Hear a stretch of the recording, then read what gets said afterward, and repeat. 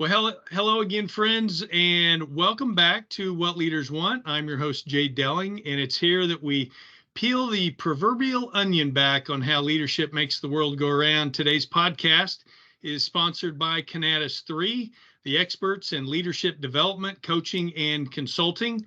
Canatus 3 develops people into leaders of people. So our guest today is Alex Baldwin, president of the Korn Ferry Tour, and the very first female to lead one of the PGA Tour's 6 global tours. Alex, thanks for stopping by to talk about the impact leadership has in professional golf and to talk about leadership in general. Welcome. Thank you, Jay. It's a pleasure to be here and appreciate the opportunity. Absolutely. So, Alex, how does a young woman from the southern New England state of Connecticut, who grew up playing a lot of basketball, field hockey, and lacrosse, wind up leading arguably the second best professional golf tour in the world? It was a lot of great people along the road. It was a lot of ambition. It was a drive. It was a real passion for sports and seeing an opportunity in an industry that I loved as a kid growing up. It wasn't sort of my fandom of sports was broad, and it was a little bit of sort of a windy road, but it all kind of connected. One opportunity led to the next, and just really proud of the people and the relationships and the experience that I was able to kind of garner along the way. So, Alex, you wasted little time in leading the Korn Ferry Tour forward back in 2019. Midway through the first year, an umbrella sponsor change was made as the organizational consulting firm Korn Ferry became the new name of the tour. How did you and your leadership team orchestrate that monumental move in the middle of the season? Yeah, it was fortuitous, certainly. I had started the job I was asked to take the opportunity on at the very end of January. I filled the role. I started in my position on February 4th. And I was on a plane 2 weeks later to Los Angeles for an introductory meeting with Korn Ferry. And they were sort of dipping their toe into thinking about kind of sponsorship, right? What could it be for their brand? And being part of a developmental league or platform. They are super focused on supporting people on their journey and realizing their potential. And so they had kind of had an agency call, and were again fielding ideas, and had sort of put the feelers out there that if there was the right opportunity that fit with their commitment to development and potential, they would be curious and interested in learning more. So as I said, mid-February, I think it was like the 15th of February, we were on a plane to LA. I went with a few of my colleagues here at the PGA Tour. And it was a really crazy flight. We were on our way from Atlanta to LA, and a lightning bolt hit the airplane. I know this is sort of a crazy tangent.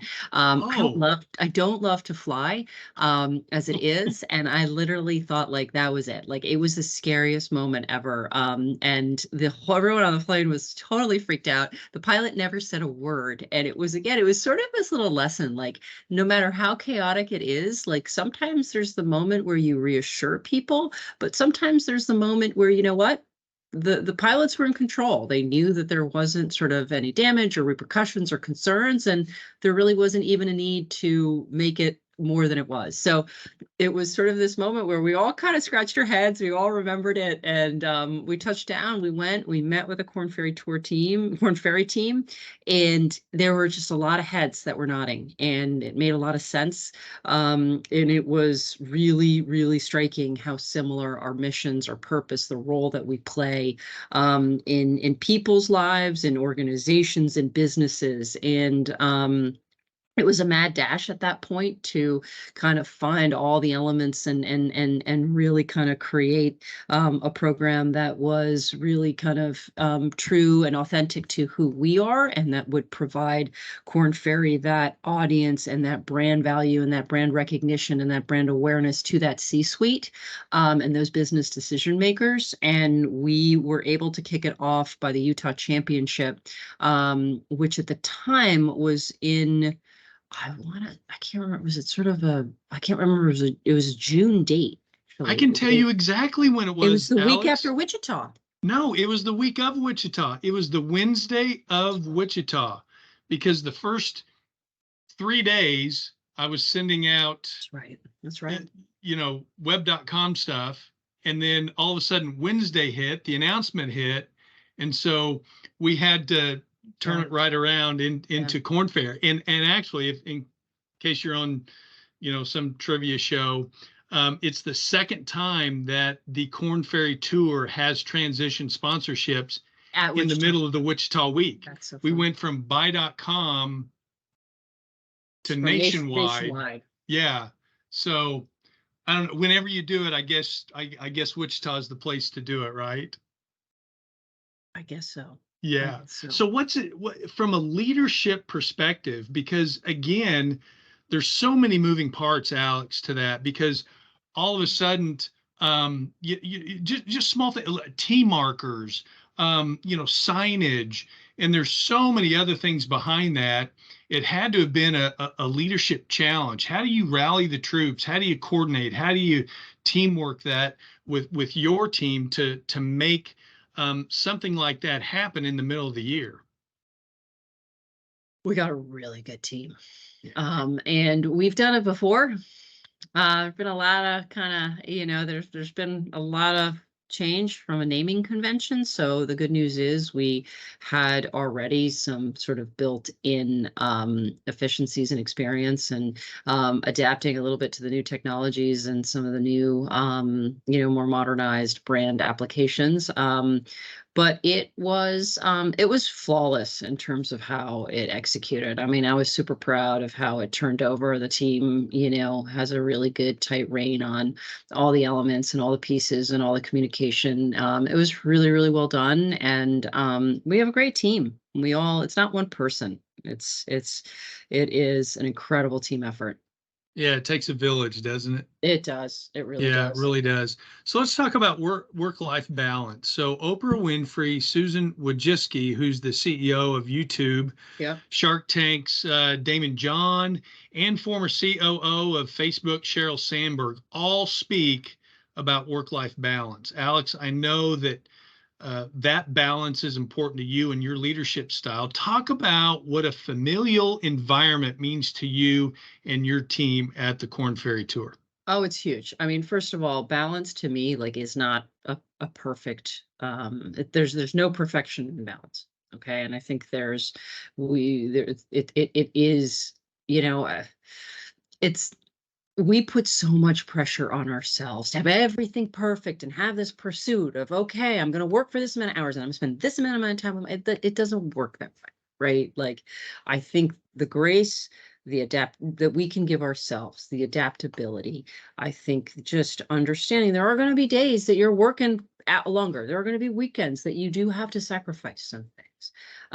But when you have the time and when you have the moments to put in practice personally, I think you need to have really good habits. And I'm a big proponent of the book Atomic Habits and small little things. I carry a journal in my book. If there's something I hear or something I gather from a podcast or a book or from this conversation, and I just jot it down. And whether I read it again or whether it's just the act of writing it down to remember and emphasize something, I work out. I didn't work out this morning, so I'm a little I still feel like I have to work out every day. It's important for me, for my mental health. Those are the little things that kind of give me a place. But you know what? There's also I've been traveling, my kids have been gone, and I had it in my head that this is our weekend, that we're going to all be together. And you know what? My son's hey, I'm actually going to stay an extra day with an old friend of ours from Boston. And that's okay. That's okay. You got to let go a little bit of trying to control everything. And just, taking a breath, realizing that we're human, and I don't want people to stress out that they have to have balance. Like, I get a little, like, I'm not crazy about that. I just think it's like, take care of yourself, take care of people around you. And the point of family, like, if you can create an environment and a culture that has that built into it, then that is also balance. Right? Like, nobody needs to be going to work and being miserable. Like, that's not good for No. anybody. That's not Well, good for I like anybody. how you model that though, because it really starts from the top. And because there's a lot of leaders out there that will say something, but they don't model it. And, it all starts with that influence. So hats off to you for being that model. All right, here And we go, and Alex. last thing is we Oh, all need to have more fun. oh, that Just have FUN fun. word. It's okay to have fun at work, right? Oh, Like shame on you. I Really? know. Like I love it. it's Speaking of fun, yes. I mean, you must have read the transcript of the show leading up to it, because now well, it's all fun. Any time I spend with you is fun, but we're at the point in the show where we get to know Alex Baldwin, right? Okay. So Okay. I'm going to ask a question or ask you to pick between two things. Okay. Two of your hobbies are golf and rowing. You're Yep. very good at both. So this Yep. segment will be weighted heavily on those two areas. So I'm not a I'm good gonna golfer. I'm gonna I'm not pre-warn a you, great golfer. I'm not a great no golfer. points awarded, Okay. no prizes earned. Okay. So Okay. are you ready to do this? Yeah, All let's right, do here it. we go. Who's the most famous person you've played golf with? I oof. I played, I mean, Taylor Moore at the Wichita at the Pro-Am. Nice. That's a Yeah. good love, I Taylor. don't play a ton of like Yeah. Pro-Am or celebrity golf. I've Yeah. played with Brad Faxon. I'd say yeah. I wish I had his putting stroke. What's your favorite golf course in the world? St. Andrews, Love it. What intimidates you more, a downhill 4-foot putt or a 150-yard shot over water? 150-yard shot over water. What water? I don't know what you're talking about. Yeah, All I right. don't. Yeah. Kathy Whitworth or Annika Sorenstam? Kathy Whitworth, Jack Nicklaus or Tiger Woods? Tiger. Would you rather have the satisfaction of hitting the green on the iconic par 3 17th hole at TPC at Sawgrass, or hitting the famous par 5 13th at Augusta National in 2? Augusta National in 2. Love it. All right. Sweep rowing or sculling? Sweep. Briefly explain the difference. 1 oar versus 2. Gotcha. All right. Single sculls or eights? 8. Oh. When was women's rowing introduced into the Olympic competition? 1976 or 1984? 76. Correct. What's the most recent book you have read or reading currently? I'm reading, I just finished Green Lights, which is the Matthew McConaughey memoir. And I'm currently reading a fiction book called Horse. I'm into memoirs. I listened to a podcast by Jay Shetty. It's called On Purpose. And Jay sort of made the point, like, we live in this world of social media where you just see a picture or a moment in time from a person or a celebrity, and you kind of you create a narrative and you create a story. Like, instead of just having this snapshot moment, like, get to know the person, understand their journey. What were their challenges? What was the adversity they faced? What did they overcome? Why are they successful? Who are they at the heart? Like, what makes them tick? Just don't settle for just a picture. Get to know Yeah. people. Peel that I thought onion back. that was really powerful, right? Like I No, I love love that. it. Peel the onion back. All right. Yeah. What is your dream foursome, you and 3 other people, dead or alive? I'll have fun with this one. This is my son Max. Love playing with my Okay. son Max. He's the best. And you got to play with Tiger. I mean, Sure. I adore, I'm very sort of Scotty Scheffler. Oh, love Scotty Scheffler. Love him. All right. Now you're hosting that same group of people for dinner. Yeah, oh yeah. What will you prepare for dinner? Pizza night. I have a specialty. It's the Scheffler family is very fond of the barbecue chicken pizza. So I've gotten to know Scotty's parents and his sisters quite well. And so we would definitely, I have a pizza oven in my backyard, and I would definitely, the barbecue chicken pizza would be a featured menu item for sure. All right, there you have it. Getting to know Alex Baldwin. No prizes awarded, no money earned. You get nothing and you'll like it. All right. Alex, back to the rant. So every conversation I have on What Leaders Want will include the topic, my most impactful leadership moment or leadership period of time. So that moment or period of time actually coincided with your new role with the Corn Ferry Tour back in 2019. Tell us about that impactful period and how it unfolded for you. I think, there have been quite a few in the 5 years of my tenure here. First the opportunity itself and being presented and asked to take the role was a bit of a surprise at first. I think I had my experience included being a player agent. I had worked on the tournament side from a sales revenue and tournament experience. I have worked on the agency side for brands representing title sponsors, official marketing partners, and then I had an opportunity to work at the tour with our corporate partners. And as much as a surprise as it was initially, I think I realized the experience that I have had in dealing with players, in dealing with tournaments, in dealing with brands and media partners kind of quickly made me realize, you know what, I have the cornerstone experience and exposure and understanding of the business, the areas that I need to kind of ramp up on from rules and competitions, agronomy, just kind of deeper understanding of the tour, managing a tour, right? That all, with great people. And so, being able to jump in and there was a lot of anxiety. There was certainly a lot of concern, a little bit of the imposter syndrome. But I was really fortunate in that the community and the family and dynamic, our tour is really, really special. And that came long before me and will exist long after me. And there is a culture to the markets where we play, the history, the tournament operators that we work with, just an appreciation for where we sit right in the journey, where we are in that player path, that makes us a bit of a warmer place, that makes us a bit more of a heart. There's a little more of a heartbeat. There's a little bit more. You're playing for. You're not playing for money. You're playing for something bigger than that. You're playing for your future. And so all of that helped to kind of get to the transition and to ease into sort of where I feel really comfortable and confident today, where I sit.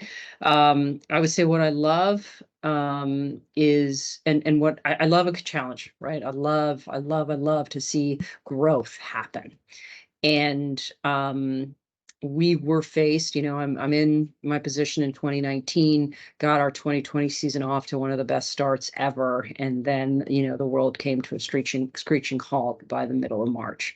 And as much as that was a difficult period of time, I will say it was one of the greatest moments for us as a team to come together and face adversity, to face the challenge of it all, and to come out really, as one of the leaders in sports, and how we came back, how we returned, the way our tournaments responded, the things that they were willing to do, how they managed through, how we capitalized on a moment in time in our sport that brought golf back in many respects to kind of public interest and engagement. So I would say in those moments of impact, you have to be really comfortable with challenge. You have to be comfortable in the uncomfortable, right? And understand that like there's there's always going to be, right? You can't have the good without some of the bad. You can't appreciate the good without some of the bad. And the more you get comfortable with that, the better you will be and the better the people around you will feel in managing through those circumstances. Alex, you are constantly advocating for women and minorities in the sports industry. You currently serve on the Executive Leadership Team, Inclusion Leadership Council, and the Historically Black Colleges and Universities Task Force of the PGA Tour. Where does that desire and drive come from to be that important role model for women and Sure, minorities in the sports sure. industry? Listen, I mean, I vividly know what it was like, and I still know what it's like to be the only woman in a room. And I know what, the insecurities and the worry and the that feeling of like, am I good enough? Right? Am I smart enough? Do I and listen, it's not an equal playing field. And we all people are complicated. Life is really, really hard. And we all have gifts, right? And I truly care about people and I want to help people and I want to support them. And I think that being in a position to provide others opportunity, to be in a position to help people, is an important thing that every single one of us needs to think about every day. And the more I can do that, whether it's through formalized programs, whether that's through just the time and attention, whether it's reminders to our colleagues and ideas, like I'm all in. I'm all in on that. So, Alex, I've been honored to volunteer for the Corn Ferry Tour in Wichita, Kansas for 34 years. I I love started when it. I was about 12, by the way. I remember Tom Lehman winning the inaugural That's Wichita amazing. Open back in 1990. That's And he's had a amazing. pretty fair career, right? He has, yeah. And you're Yeah. always gonna be able to sort of share that, which is pretty awesome. Yeah, I love it. And so other Wichita winners have been, David Duval, David Toms, Jason Duffner, Bing Crane, and a few others who have gone on to win multiple times on the PGA Tour and win majors. So share your thoughts on how the Corn Ferry Tour has contributed to the overall success of the world of golf. We have such a unique okay, like our mission is to identify, prepare, and transition the next generation of PGA Tour stars. Okay, we as a tour are where the best players in the world come to achieve their dream of reaching the highest level of professional golf. Okay. We have a responsibility to prepare these guys. We have a responsibility to develop them competitively inside the ropes, but also help them understand their role and their responsibility outside the ropes. And people like you, the volunteers, communities like Wichita, allow us to have a little bit of an incubator. And that kind of preset moment before they get to the tour, and candidly in some respects for the guys that have struggled and need to reestablish themselves, coming back to an environment that has a little bit more of that warmth and that connectivity and that support helps a lot of guys kind of get their feet back under them and helps them get back to the PGA Tour. And Max Homa is one of those guys. Lonto Griffin is one of those guys. The stories, the volunteers, the staff, the people, the spectators that begin to have those connections with those players, that's really awesome. You have the ability to tell that story for, and be able to talk about all these past champions and even guys that aren't past champions that you have come across with and you've become a fan of over kind of the course of time. So what we do is we really support these guys, and there's a reason why 9 out of 10 guys that play on the PGA Tour came from the Corn Ferry Tour. We're fulfilling our mission. And we want to see them win tournaments. We want to see them play well at majors, and we want to see them take home those season-ending awards, whether it's the FedEx Cup trophies, whether it's the Rookie of the Years, whether it's being, a player's champion. Those are all things that validate the work that you and I do, every week, and gives us that purpose. And that purpose is I'm listening to you talk about it. So over 34 years, I've seen the likes of Justin Thomas and Scotty Scheffler. But I've also said, you touched upon this tour gives the Lee Jansons, the Mike Weirs an opportunity to sharpen their skills. And look what Mike Weir's done on the Champions Tour. He's done quite well. And so you've got both ends of the spectrum. And that to me, that's one of the things that really gives me energy each and every year as I return as a volunteer. And not only that, but the fact that we put, about $300,000 of charity dollars back to the youth of Wichita. So it's just a fantastic model. So Huge. So Alex, important. yeah, it really is. So let me ask you this. If Yeah. you were to sit down today and have a discussion with Alex Baldwin 25 to 30 years ago, what pearls of advice would you give her? First, I'd say trust your gut because you did pretty well, kid. I would say don't be so hard on yourself. I really beat myself up there. There were a lot of long nights that I didn't need to work that late. I was really hard on myself, particularly after I had the kids.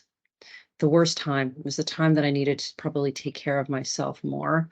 I was so afraid of losing the equity that I had built and losing the position and the authority and the not trusting the fact that I had worked this hard to gain kind of a position and stature in my work world, my professional world, that it was okay to be a little vulnerable, to be the person that needed a little bit of time, that set a better balance.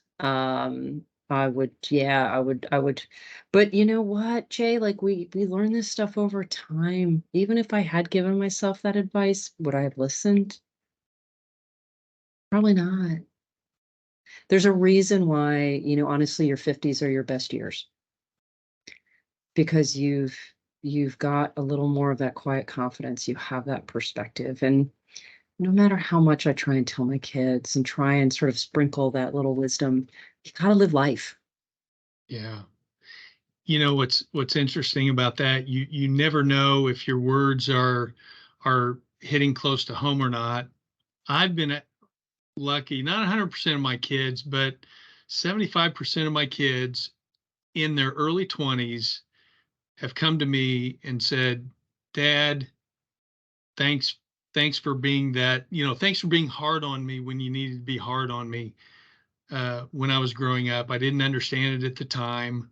Um, so I guess my advice to me, you, anybody out there is, and you've said it already in the last 25, follow your heart, follow your gut, have these crucial conversations with people that you care about. And, it's amazing, you'll be surprised at how many of those words stick. Yeah.